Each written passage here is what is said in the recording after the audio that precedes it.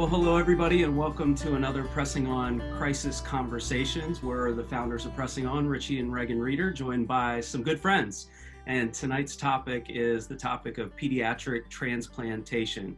So we've got some families that we really respect that we're having a conversation with today regarding that transplant journey. And our hope is that a video like this might encourage those that are pre-transplant, post-transplant, during transplant to continue to persevere and press on in your journey. And so in this conversation, we'll be discussing lots of ups and downs and resources and challenges and hopefully some helpful things to keep in mind during your transplant journey as well. But these are good friends that we love and respect and really want to draw upon their experience and wisdom. And so our mission at Pressing On is real simple: to uplift, resource, and coach hospitalized families in crisis and come along people in intentional ways during their darkest times. And so if you want to find out more about our programs and our impact and story, you can visit pressingon.org. And before we hear from our friends here in the video, it's our privilege to share that this crisis conversation video is sponsored by Children's Organ Transplant Association.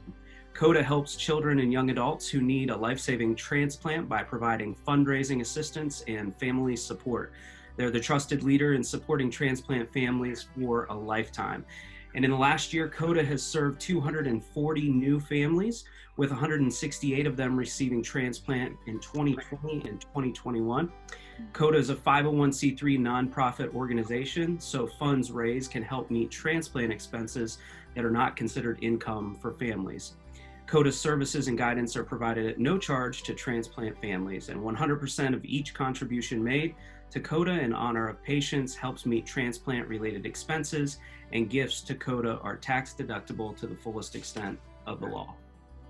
CODA has eased the financial burden of our own family during our daughter Micah's transplant journey to date, which has allowed us to focus solely on caring for her. Not only has CODA been helpful financially, they've also been encouraging, supportive, and have become vital members of our team as we've navigated our daughter's transplant journey. Even this year, almost 5 years post-transplant, CODA continues to support us and truly cares about Micah and our family, and they will continue to do so for her lifetime. So congratulations to our friends at CODA on their 35th anniversary of serving families. And for more on how CODA might financially assist your family on the transplant journey ahead, head to coda.org. That's COTA.org. And so CODA is specializing in meeting financial needs for transplant families, and at Pressing On, we come alongside of families to support them relationally as well. And so let's go ahead and get into our conversation regarding pediatric transplantation and the journey ahead. So to start off, we want to take a moment just to get our friends introduced. And so we'd love for each of you to share a little bit about your family, where you live, and how you stumbled upon this crazy transplant journey. So Sarah, would you start us off? Sure. Thanks, Richie and Regan. And I have to also endorse CODA. We're a CODA family, and they've been amazing with our family, and we've been with them since 2014. So they have supported us for a long time as well. And I cannot say enough good things about that organization.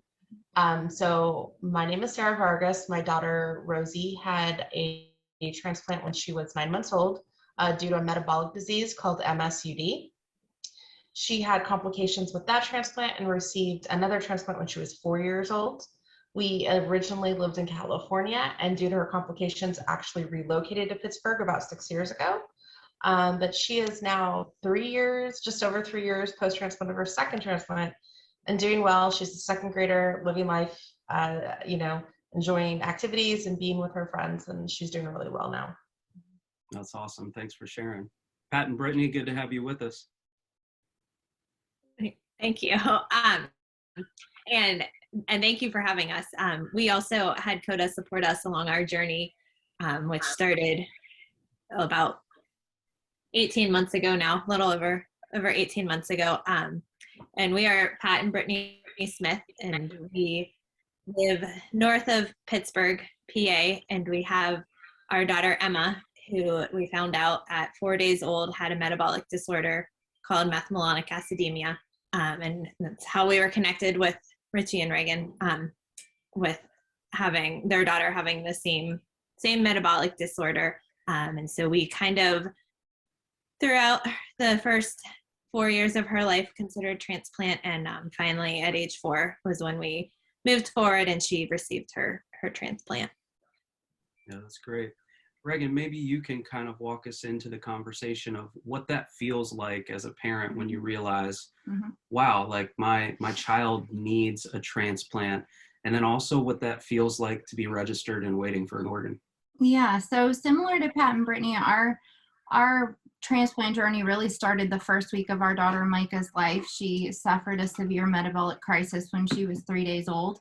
And within the first couple of days of being diagnosed with MMA, the same thing as Emma, the doctors recommended liver transplant, that we just start like allowing those words to sink into our minds. And so it was really hard for the first several months to even consider that, once she was somewhat stable, to even think about choosing transplant, knowing it wouldn't be a complete cure for her disease, but knowing it would make her much more metabolically stable. And so over the next 18 months of her life, we realized how unstable her life really was. Every little cold and thing sent us to the hospital. And we knew the risks that we were, continuing to take with her not being transplanted. So in July of 2016, Micah was listed for transplant. It was a lot of appointments. It was completely overwhelming, from the emotions to the finances that you're hearing, the numbers thrown around, to the possibility of fundraising. It's very overwhelming. And then I remember her being officially listed and then being bumped up, and thinking that meant we still had a lot of time. And for us, when Micah was bumped up to status 1B, we got our first call within 10 days. It ended up being a false alarm, which Sarah is going to talk a little bit more about. We didn't end up at the hospital, but that was our first call of 4 calls before Micah actually ended up getting her liver transplant in January of 2017. So it's a roller coaster. That's the best way to describe it. It's something that a lot of people might not think about, that the first call might not be the transplant call. Yeah. Sarah, maybe you can add a little bit of your story there as well. Yeah, so like you, being born with metabolic child, a transplant came into our life when she was about 2 months old. Our geneticist recommended it. And it's interesting in the metabolic world, for any metabolic patients, they can say it's elective, but it doesn't feel elective, right? Because you have a devastating metabolic disease. And I think anyone who says it's elective maybe doesn't understand the disease that your child is dealing with, and the risks that they're at risk every day with their life, and possible brain damage, and they just don't have a normal life. It's very unstable from moment to moment, because they can be in crisis within a matter of hours.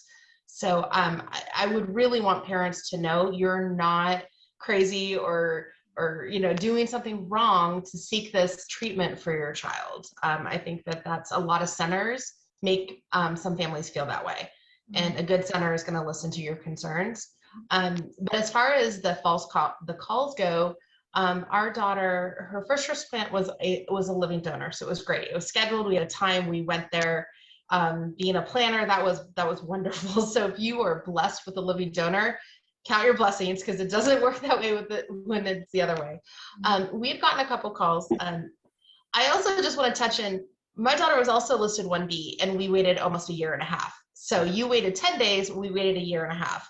So high on the list does not necessarily equal time. It can happen. But she had been listed for about 9 months. We got a call. And it was kind of like, they're like, okay, we'll call you back. And then they brought us to the hospital. We went through all her labs, her pre-op checks, and we were ready. They were like, we're going to come get you at like 3 a.m. We went to sleep. I mean, as much as you could, right? You're anxious, but you're trying to get some sleep, because it's going to be a long journey. And I'll never forget, the doctor walked in and said the donor became unstable, and we're so sorry, we can't do this. You don't have to go home, you can stay. And we just wanted to go home. It was like 3 a.m. and we drove home. And that was devastating. I mean, it really, I have perspective that we still get another chance, and that family still lost their child, right? Like, there's no second chance for them, but it was very hard. And I don't think you realize that that's a possibility, that until they're actually in surgery, it's not necessarily a done deal. Thanks for sharing that. I mean, the physical nature of healing that we're all seeking with the transplant, like that's just one component of it. The emotional journey, as you said, the roller It still coaster. makes me cry, and Yeah. Rosie's fine now. It's I know. that emotional component, just Yeah. wow. I mean, Pat and Brittany, I know that, you know, Pat, we've had many conversations advocating for our daughters and stuff like that. Like you're a researcher, you're a planner. Like, what did preparation for transplant look like for you guys as you considered that for Emma?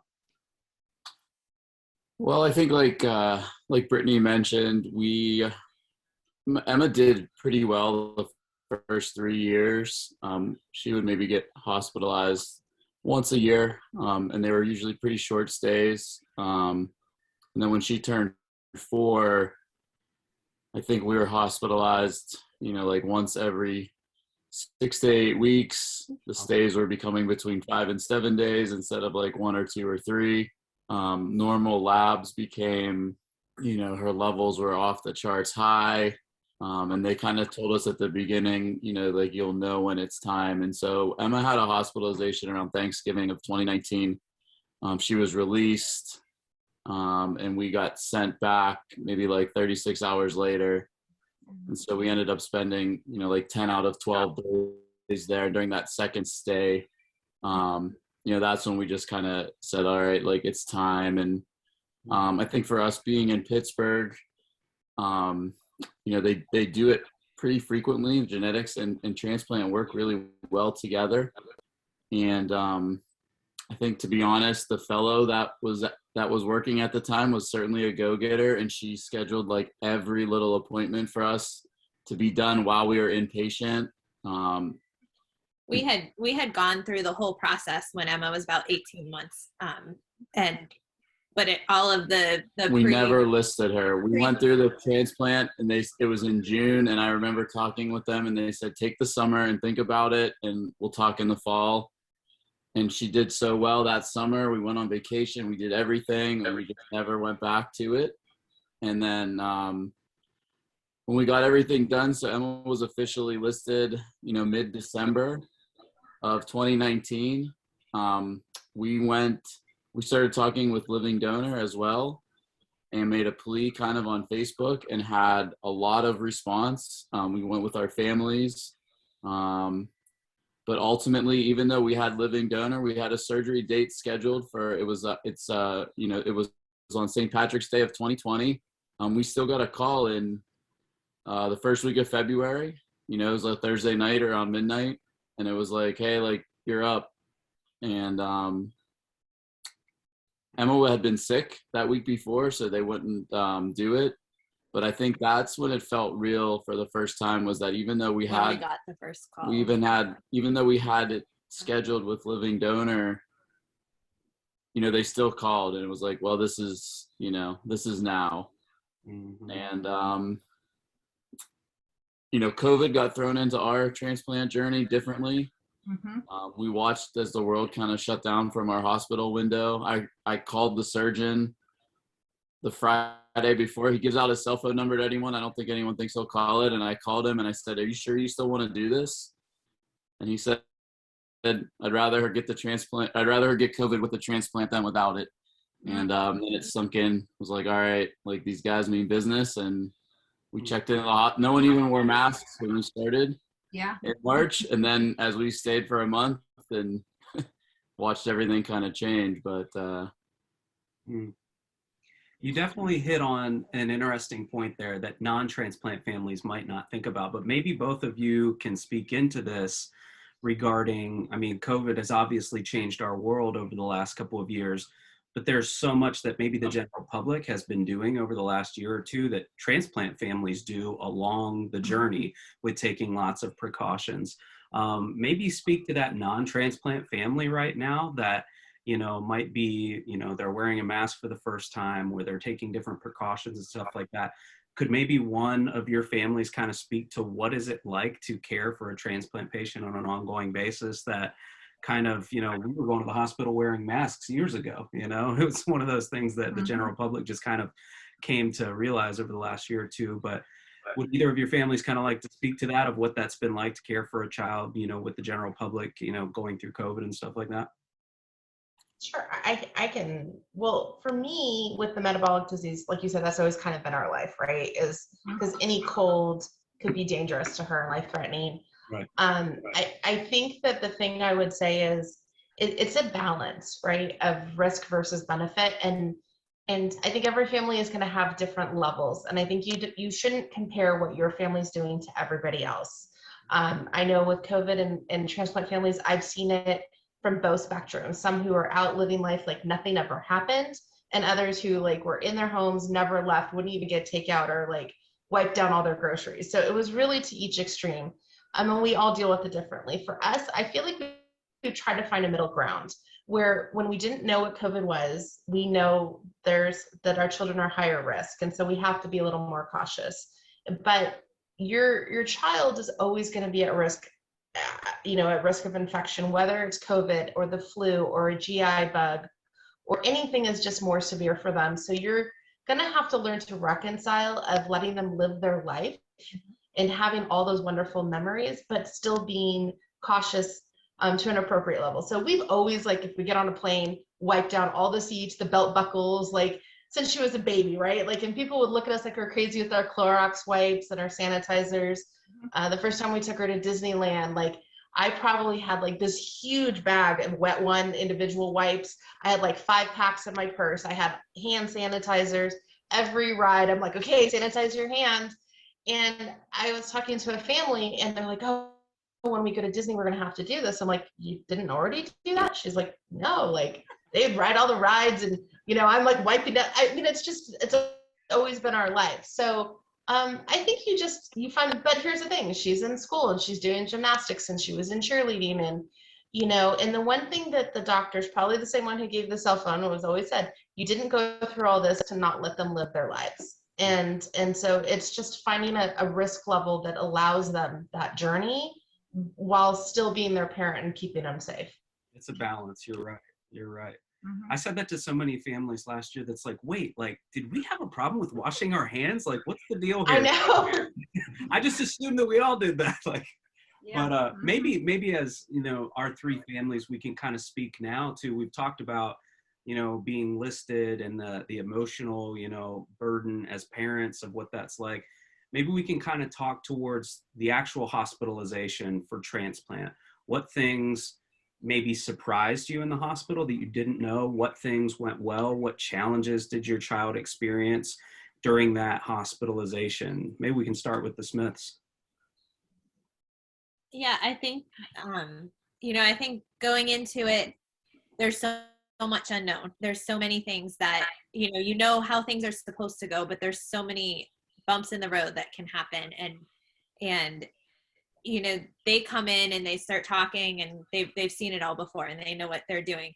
But to you're expecting things to move in the right order that, you went through your education class talking about the transplant. And sometimes when you run into something, just kind of knowing, like, I can remember there's one medication that they had to give Emma. She had a GI bleed and they had to clot the bleed up. And I remember texting Regan one night and she said, oh, Micah had that too.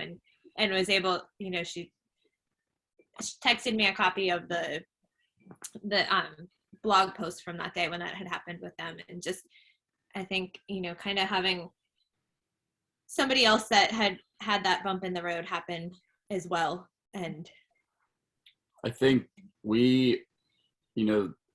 I think you guys, the readers were very open with Micah's journey, like very vulnerable. And Micah went through a lot. And I think Brittany and I read through a lot of those posts just to know, like, this could be 2 months, and I know they tell you at the hospital, like, oh, it could be like 10 days, could be 2 weeks, like a month, and we watched Micah and we know, it took almost 3 weeks maybe for her to get out of the ICU or, that they didn't close right away and so I think when they told us the education, you expect, or they kind of, I think, tell you more of the good side of things, or like, oh, there'll be setbacks, but like we saw, like you guys were extremely vulnerable and while I don't know what it was like to live through it, I think like that's how we mentally prepared for like, okay, like 2 months. Like that's the readers went through 2 months of being in the hospital. Like, and fortunately Emma was hospitalized for maybe like 24 days or 28 days, or we left. We got discharged on a Wednesday and had to go back on Friday for like 3 more days. So we probably got discharged too early, but yeah. I appreciate you saying that, because I think the point that we want to hit on as well before we get to what it was like for the Vargas family in the hospital is that like Pressing On exists to connect people to other relationships. Like, and Regan and I say with so many families that we serve, we would never say that we understand what you're going through. We would never say that our experience is identical to theirs or anything like that. But what we want to do with Pressing On is be a connector, so that if a family's going through a specific time, whether it's through chemotherapy or a transplant, or they're traveling to another city for their children's hospitalization, we long to take other families and bring alongside of them to just simply say, hey, I'm a sounding board. You can run anything past me. I'm not going to give you medical advice, but I'm here. I'm showing up for you on your hard journey and stuff like that. So maybe you're a family watching this in the future and you're like, I don't know anyone that has gone through the specific thing that my family's going through. Send us an email at info@pressingon.org, or go to our website, pressingon.org, and fill out the crisis support form. We'd love to link you with another family that can walk alongside of you in the journey. But Sarah, maybe you can share a little bit of what the transplant hospitalization was like for your family. Oh man. So Rosie had 2, and Regan knows both of Rosie's were very difficult, trying times. Her first hospital stay was 58 days. Her next one was actually less, in the sense that I think it was like 34 days, but like 26 of them were in the ICU. And I think we only got sent home because we were a seasoned transplant family, and they're like, you can do this. And we're like, yeah, we can do this. And we got home and we're like, oh, we did it. But it was, you don't realize the nurses coming in and doing and hanging 2 a.m. like antibiotics, how much you appreciate that until you're home trying to do it yourself. I think more than what I think what I'd like to touch on is what I think I wish I knew going into it, right? Things that I wish someone had told me, which is when you're in the ICU, they're rounding and they're talking very fast. It is okay to stop your doctors and ask them to slow down and explain medical terms that you don't know, because they are going and they're rattling off ins and outs and things. And I mean, now I know it generally what they're talking about. Sometimes I'm still like, wait, what is that? I have to Google it. So to do that, also I think that that it is good to have people, but it's okay. We all deal with stress in a different way, and you have to find it in self-care. And I know they say it and they say it and they say it, but like, you cannot give from an empty cup. And when your child is in the ICU and they're sedated and they're quiet, that is the time to fill it up, because when they wake up, it is going to be very, very demanding. And what I found when things were hard was to always just find one positive every day. It could be something as silly as like, the cafeteria had my favorite soup. Someone brought me a coffee. I read something nice. It was just something to remind me that there was good, because it really felt like it was never ending. And it gets better. It really does. And for every 3 steps forward, there's like a step back. And it's not a linear, like they're bad to their good journey. It's all over the place. Yeah. And to be okay, your child best. And even though these are the experts, and these are the best, in Pittsburgh here, it's some of the best surgeons and ICU doctors in the world, there were still times that I needed to advocate for my child. And don't be scared to do that. Yeah. When something's off, and that is your child, and you need to stand up and say that. Yeah, no, those are really good points, because I know Pat and I have talked a lot about that, asking the hard questions, advocating for your child. And I say to Regan all the time, like, what's your mommy brain say right now? Just to take a look at our daughter, like she's got a sixth sense of something's not right, or I think that she's okay today. And maybe you can lead us into kind of like the next stage of the journey, like while the hospitalization and transplant itself is different for every family. The road taking care of your child at home after transplant is a roller coaster, and it's a hard road, but it's not an insurmountable road. Like families can take control of their child's health care and they can press on to take care of their transplant child at home. Maybe describe for folks what that's like to care for a child post-transplant at home. Yeah, I agree with what like Sarah said when you get home, how overwhelming it is. I don't remember what our med list was exactly when we came home, but I want to say it was somewhere around like 26 to 30 some doses of something a day. And just we had to flip the page over. I yeah, remember that. When it didn't fit on one page. And then you know we had blood thinner shots, and we had tube feeds and all of those different things. One, I think if you qualify for home nursing, don't feel like you shouldn't accept that. If you qualify for that and it's something that you feel is best for your family, you know, take advantage of the help that is offered. At the same time, finding a way to be organized is probably my way of coping and finding control in life. And so finding like a way that worked for us to get meds drawn up and to clean syringes and all the different things like that. Once we kind of had that in place, that at least helped the day-to-day type of thing. Another thing off the top of my head is the Starzl Network, which is really kind of based out of Pittsburgh. There's a website, starzlnetwork.org. And there are a lot of great resources on there that we did not have when we were going through this. And as we've helped give input into that, there are some like videos of typical post-transplant care, because we would always say watching the nurses and doctors change dressing with their medical cabinet and 6 people was a little different than Richie and I changing a JP drain dressing at home. And so now there are videos and there are checklists and all kinds of things on that website. So if you are a transplant family, that's another good one. But really for me, it was just like taking one day at a time. When I started to get too overwhelmed with the future and like, when is this hurdle going to be crossed? And when are we going to get, I could feel defeated really quickly. So just taking, you know, one step at a time. Yeah. I definitely tell transplant, you know, families, caregivers, parents all the time that they've earned their, you know, honorary nursing degree, and certainly everyone in this video has. But any home tips, you know, for families that either of you guys might have? I would say for me, I'm a very independent person and I have a hard time asking for help. Like, I can do it. I don't need anybody to help me. Like, we've got this. And I would say this is not the time to do this, because I want you to imagine a time that someone you cared about was sick and you felt helpless and you wanted to do something. Your friends and family, and they feel helpless that your child is going through this, and it makes them feel good to help you. So you're actually really doing them a favor. Don't be afraid to accept meal trains or gift cards and order in, like, you know, let someone take your laundry or do your grocery shopping or put gas, like, you know. And I know it is very hard to say, like, you're like, no, we've got this. You don't. You need all of your energy focusing on your new routine and figuring out what's going on with your child. Our med list too was 2 pages. I made copies and I'd have a different one every day to mark off. Once they're a little more stable, but what I would do is, because in the very beginning, like when you first get home, you might be changing med doses pretty frequently with each lab draw.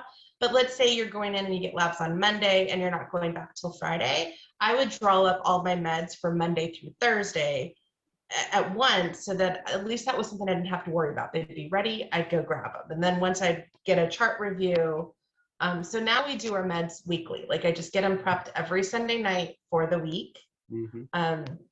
And so for me, that was helpful. And COVID made it a little hard, right? Like, to have people over to help. But I think just accept help, like put that pride down, because you're doing it for your child and you're helping your family. So Pat and Britt, you went through transplant right at the beginning of COVID. So tell us how you did or didn't accept help and what you found helpful. You know, at the beginning, I think it was so, you know, they asked you to stay within your own family and not even see grandparents or, you know, like just your immediate family. And Pat and I felt like if we left the hospital, we were afraid that they weren't going to let us back in, just as we watched things start to dwindle down. Emma was transplanted and neither one of us left for 24 days. We were fortunate that both of our parents live close and they've had a big role in our other children's lives.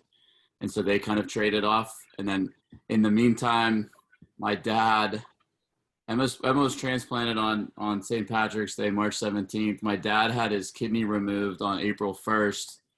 They found, he went to the doctor, he wasn't feeling good, and they were like, we need to remove this kidney. I remember standing in the hallway at Children's on a Thursday afternoon. He's like, I'm getting my kidney removed Monday. And so then it was like, so then, you feel helpless too, that it's your dad. And so then it's like, my mom is now left stuck taking care of my dad. We did. My mom was then the sole caretaker for our other two. So we put, that for the first beginning part of COVID, her mom and dad were just in our, whatever, our pod or our family, and they didn't, they were responsible. Her dad worked from home. Her mom was retired. And she lived here honestly, she was probably here 4 days a week, 4 nights a week. But I think COVID made it easier too to keep everyone safe. Like we had planned, because it was a living donor and it was scheduled, like we had canceled our vacations for the summer, and like we had told our kids like, hey, we're gonna kind of take it easy. And so as the world had kind of like shut down, like we had already shut down, I had prepared my job to say like, hey, like I'm out for a month, I'm fortunate I have people that could kind of cover for me. But when COVID happened, like we had a plan in place where I worked, and like our kid, and so it was like in a weird way, like COVID was very, like we got to go slow. We didn't have to worry about running back to the rest job. of the world joined us. Yeah, COVID was, Emma wasn't exposed to like germs. We didn't have to make decisions about sending her back to daycare or preschool or kindergarten or sending our other kid, and so like for like 6 months, it was like the 5 of us and her mom and it was like, it was cool. Like we were like just a little family, like doing our own thing, and it was challenging. Yeah. But I will say I was glad that we had our mom with us those first couple weeks home from the hospital, because it is a lot. And, you talked about accepting help, and we didn't want anybody else here because of COVID and the germs. But it was definitely helpful to have my mom here. It is nighttime feeding and medicine change. Emma came home on insulin because her blood sugar was so high. So we were checking her blood sugar every couple hours and having, just a lot with all of the medication list and adjusting to the new routine. And yeah, so the help definitely. Yeah. I think that both of you touched on that, to kind of have that support system in place, whatever that looks like for your family unit, like to have that in place when you come home from the hospital is key, because it's really tough to manage the ups and downs and, the nutrition and the meds and stuff like that. Regan, you mentioned the Starzl Network, and we talked about the Children's Organ Transplant Association. For either of your families, are there any specific transplant related resources that were helpful to you in your journey that you want to mention at all? CODA was amazing, right? I didn't want to fundraise, right? Like I just felt like, no, I don't want to ask people for money. That seems wrong. But I go back to the thing was, it is a lot more expensive than you think. And then just not the medical, just eating at the hospital, parking, gas, travel. There's things syringes and, depending on your insurance, like she was on Pediatric and our insurance wouldn't pay for that because it wasn't, it was something you could get over the counter. And it just adds up. Dental work now. And here's the thing, we still have money in there. That's forever for her. It's not just even the immediate. It's helped pay for so many things for her over the years. And I know when she's an adult that she's going to have that money to fall back on to help her as she's starting her life. And, if we're not here to help her, I know that makes me feel really good. And I know our friends felt like they had a purpose to help and our family, and that gave our friends purpose. So I think that was really amazing.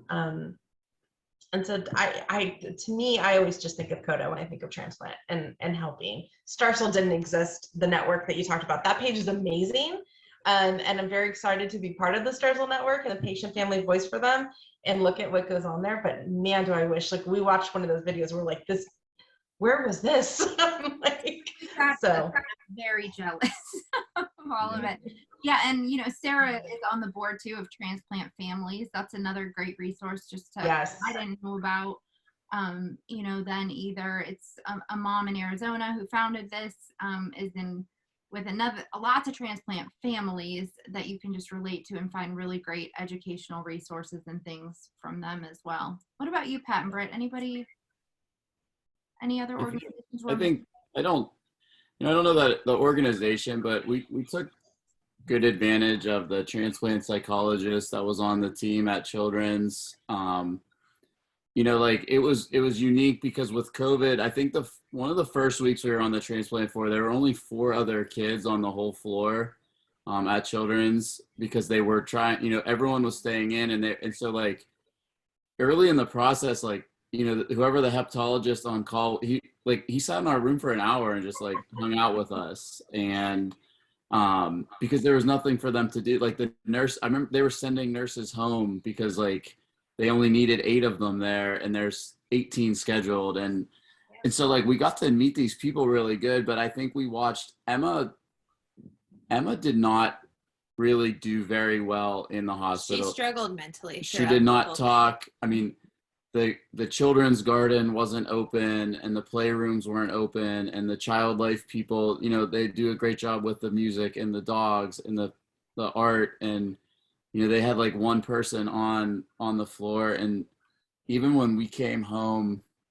Emma just like sat on our couch for like the first 5 or 6 days and she didn't engage. And so we connected with them, with Dr. Shelmer, and we continued to do video with her at first weekly. So we came home in April and we set our computer on the dining room table and Emma painted or did coloring.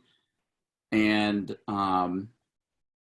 that a relationship just evolved for Emma, like, because again, like the psychologist is there with her the whole way, and when she's a teenager going through different things, it's, and for the whole family, so our other kids sat at the table and she would ask them how they were doing. And, she just did it in a way that you could connect with 4 and 5 and 6-year-olds, and now personally, I thought she was always like kind of evaluating me too, but that was nice to have a grown-up that like wasn't, that understands the medical side of it, but is also like not a doctor. And so, that's been cool for us. We have a good relationship with Emma calls her Miss Diana. And it's super non-threatening. When we went to our yearly checkup afterwards, like that was the only person she would talk to. None of the doctors, none of the nurses, but the psychologist, like all about it. And I think like that will be a relationship I think will serve her as she gets older. And it's just using all of the resources. They're a team. Wherever you get transplanted at, they have a team there for a reason. And so use every person on that team. And you guys, honestly, pressing on, boom, hashtag. Thanks, Pat. Yeah, I think Dr. Shelmer is amazing. I used her too. I mean, there was one day Rosie was in the ICU and had a really hard time. And I think I had been strong the whole time, and there was one thing, and it wasn't the thing you would think that tipped me over the edge, right? It was just something, and her A-line had gone bad, and they thought she might lose a finger. And I just of all the things that I thought that could go wrong, losing a finger wasn't in my mind any level, right? And I just thought like, and it was like her right like index finger, right? And I just was like imagining her not being able to swipe on an iPad, like, and Dr. Shelmer was there for me, and I just cried and cried and cried. And she has all her fingers, she's fine. But I mean, it was just, it's such a good point, right? Because she really is amazing, and the teams have it. So if I can just say one thing, I think coming home too, that I thought, so people don't want to talk about it, but I think is really real, that can be really hard on the emotional journey, is that there are certain people that are going to be there for you that you don't expect. And there will be people that you expected to be there that don't show up. And that's part of something that people don't talk about. Like I had friends that I was like, they're going to be here, and they ghosted me. They were just gone. And people who I was like not even close with are the ones that showed up with meals, and were there. And so just be prepared that it's a unique journey, and you're going to roll with a lot of those things. And I think that's not talked about a lot. Yeah. There's a lot of unknowns, but there's also a lot of silver linings as well, and kind of like Pat was touching on, whether it's a psychologist or an organization like Pressing On, or one of the things that we're passionate about is normalizing counseling and therapy, that no one should ever be shamed into thinking, well, I don't need that. That's just for crazy people or anything like that. Both of us have sought therapists, to really deal with the trauma and grief of our hospitalization journey. And, for me to just encourage families that are watching this, we're all holistic people. We all have needs. We're all broken in lots of different ways, and physically, emotionally, spiritually, mentally, socially, we all have those needs. And so to really be open and vulnerable, like our friends have talked about, today, is really important on the transplant journey. Maybe in closing, what we can share is maybe a parting word of encouragement for families that are on the transplant journey. Like maybe it's something like, hey, our mantra is press on. Like you can persevere, and you've got so much more grit and tenacity inside of you than you even knew. And the fact that you're going through hard times, that there is character building on the other side of that strengthens you as a human being. And we firmly believe that. But from your family's perspective, like any encouraging words that you would give to other families that are on the transplant journey? You guys want to go first? I think it can seem overwhelming at first. They bring you back up after the surgery, and you see your child laying there hooked up to so many different things, and people are running in and out. Things move fast in the ICU, and you start to, wonder how are we going to go from there to getting our child back to where she was the day before, and throughout the process, all of the things that can go wrong, and the days, there are bad days, and there are little things that can tip you over the edge, but you can get through it, and it does get better. And it's overwhelming. You bring home the bags and bags of medicines and syringes and medical supplies, but you settle into a routine, and you can get there, and it is so much character building, and you look back and realize what you've gone through, and how much you'll be able to accomplish, and even for our children also. I look at what Emma has gone through, and how it's going to serve her well someday in life, even though it's traumatic, at the time watching them do it, but it really will serve them well someday. Thanks for sharing that. I think for me is that, like you said, there is a silver lining, right? If Rosie's first transplant hadn't gone wrong, we'd still be living in California and had a completely different life. And then the decision to move to Pittsburgh and be here, and we could have moved back, but we chose to stay here. And the amazing things that happened in our life, Regan, I met you at the zoo, right? Like on a special night from the hospital, and the friendships we have. And I agree with you, Richie, like therapy and just doing everything and taking care of yourself, it has truly humbled me as a person.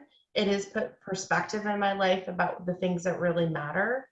It has taught me that our children are so resilient, and there are heroes, and you don't realize that your child can become your hero.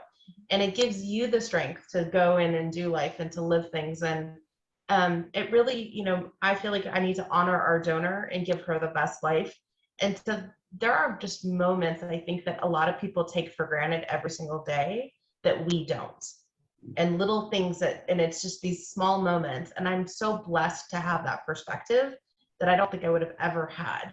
And so for me, I think it has just fundamentally changed who I am as a person and made me a kinder, more empathetic, and more appreciative person. And I know my daughter has found so much strength for this. She knows, she's very self-aware of who she is. And I think that has made her stronger. It's our hardships that give us that confidence to know that she, what we've overcome. I would, just to piggyback off what you said, really, my tip would be celebrate every victory that you can along the way. you know, like you said, finding something positive, but not just in the hospital or when you get home, but continuing to celebrate everything. Like, you know, like for all of us, our girls starting school in the last couple of years, and things that maybe we were scared to imagine in different points of life of their lives, that just to celebrate everything you can. And, you know, beautiful friendships come out of that. And we have connected with Micah's donor family. They're like family to us now. And I know, you know, that, you know, the Smiths know their living donors so well. And those are beautiful. You're treating with us on Halloween. Oh, she's so Awesome. sweet. I'm so glad I got to meet her this summer. She's wonderful. But yeah, just keeping those things in mind, that there's going to be a lot of beauty that comes out of what seems like only ashes at the moment. So Yeah. Well, I mean, in conclusion, if you're a family watching this video, we want you to know that in the journey of transplantation, there's many days or many moments that might seem isolating and hopeless. But we just simply want you to know that there is hope, that you can persevere day by day by day. And one of the things that we hand out with all of our Pressing On resources are little cards that simply say, you are not alone. And we want to communicate that message again in this video, that you're not alone in this journey. And if there's a way that we could connect with you and link you with maybe another transplant family, we would absolutely love to do that. Somebody that can be a sounding board and just a relationship builder for you as you walk this path. But we just want to thank our participants. Thank you to Sarah and Pat and Brittany for sharing your experience and wisdom along this transplant journey with us. And for those that are watching this video, just want to remind you to check out pressingon.org and follow our social media channels on Instagram, Twitter, LinkedIn, and Facebook at PressingOnPGH. And so share this resource with the transplant family that you know and love. And thanks for watching. Keep pressing on, everybody.